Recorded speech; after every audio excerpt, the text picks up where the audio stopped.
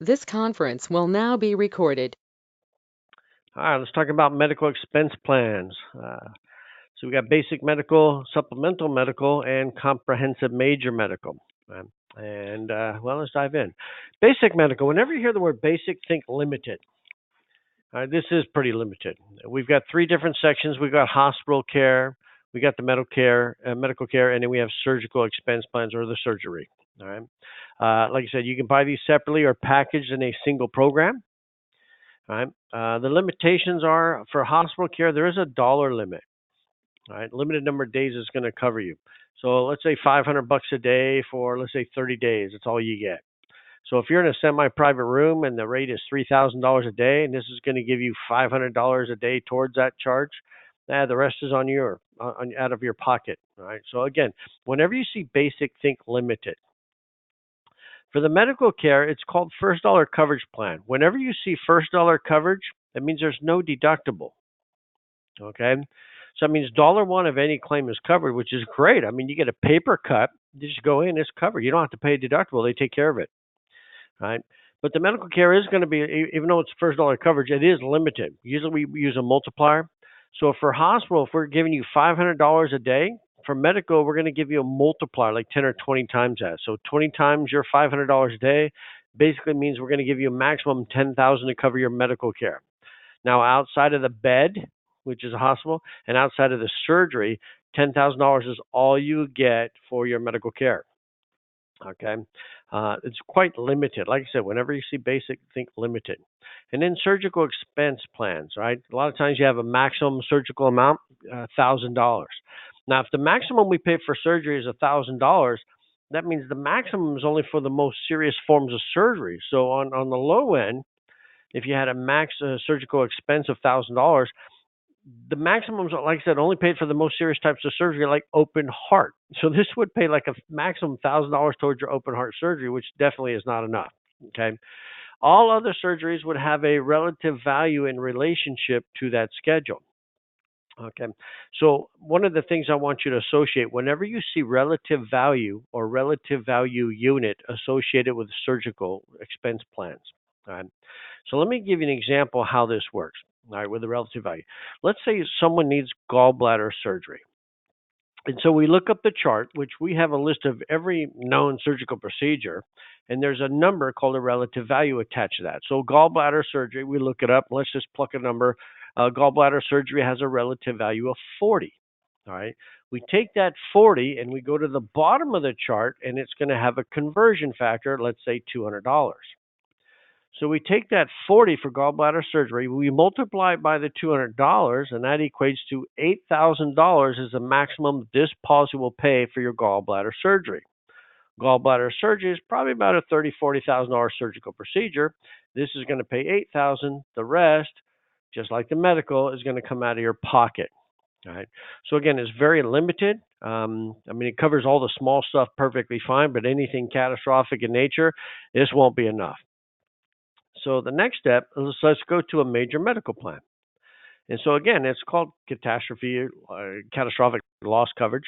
It's going to pay higher dollar amounts, cover you for longer time periods. Right? Now, what we have now is deductibles, and the most common would be a calendar year deductible. So let's say you bought a policy in January, you go to the doctors in March, you pay your 250 deductible, and that deductible covers you for the rest of the year. So every time you go in after you met that 250 deductible, the rest of that year, you don't have a new deductible. So if you go in May and in September, then your deductible is already met. It starts paying. Okay. Another type of deductible is a per cause deductible. Now, if you have HMOs, every time you go to an HMO, you have to pay a copay.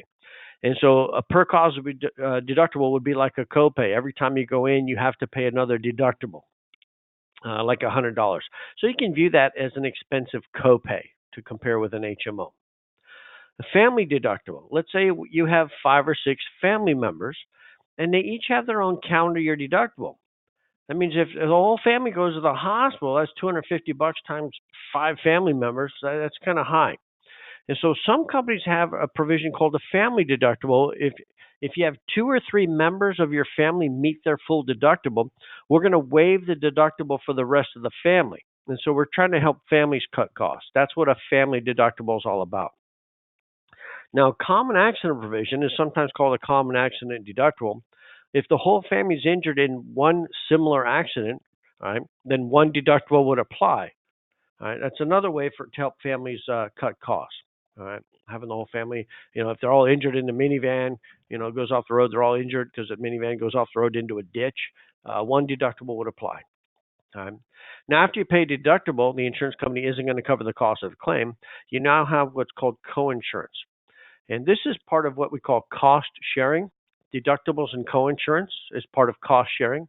You're sharing the cost of the claim with the insurance company. So after you pay the deductible, then you're going to share on some percentage. The most common is 80-20. It could be 70-30 or 90-10.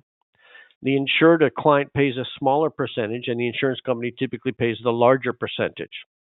All right. So you pay your $250 deductible, then you pay 20% of the claim, and the insurance company pays 80% of the claim. Now that's fine for smaller losses. If you have a $5,000 loss, you pay a $250 deductible, and then 20% of the rest of that $5,000 minus that deductible. That's not bad. But let's say you have radical surgery incurring $200,000 in medical bills. So you pay a $250 deductible, and then you pay 20% of the $200,000. That's like $40,000. I mean, why have health insurance if you're still filing bankruptcy?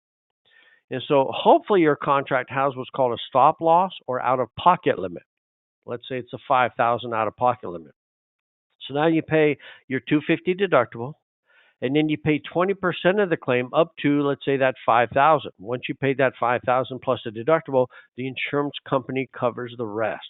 So it kind of keeps you from going bankrupt and paying for your medical bills, even with a health insurance policy. Right?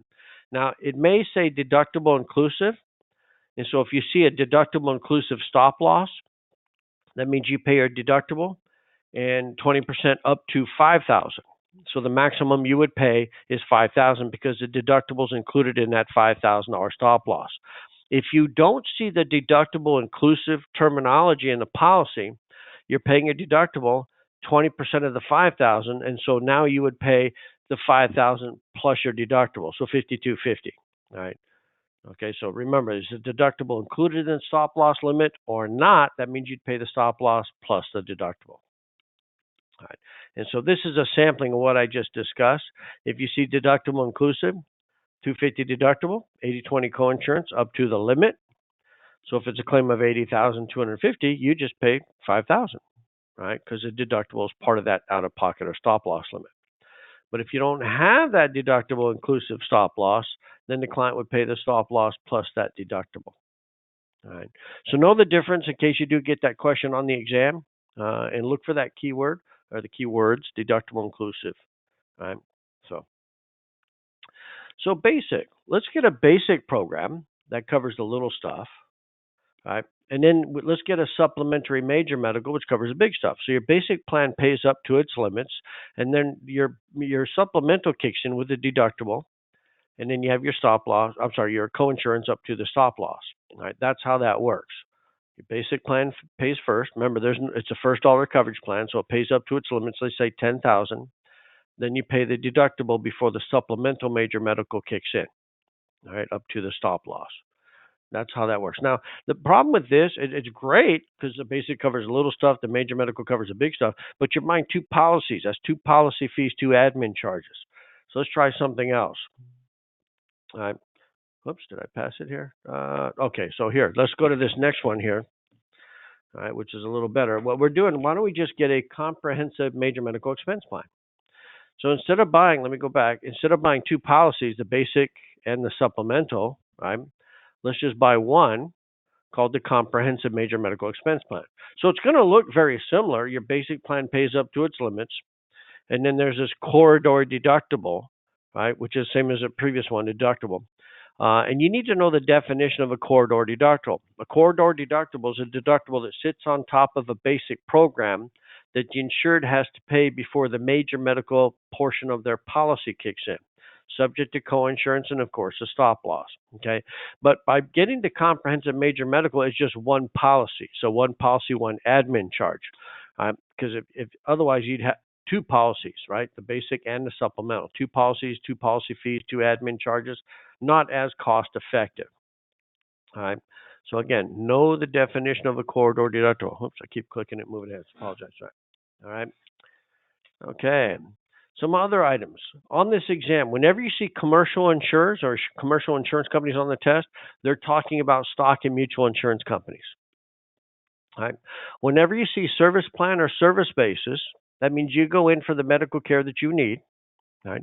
You're going to get the bills. You're going to send them to your insurance company, and your insurance company is going to pay the doctors and hospitals directly for the care that you received. That's what. That's what. I'm sorry, this thing's bouncing around here. I apologize, sir. That's what service plan or service basis means. We pay the doctors and hospitals directly. Now, some programs they pay the client, and these are called reimbursement or indemnity programs. So again, you go to the doctors and hospitals, you get the care that you need.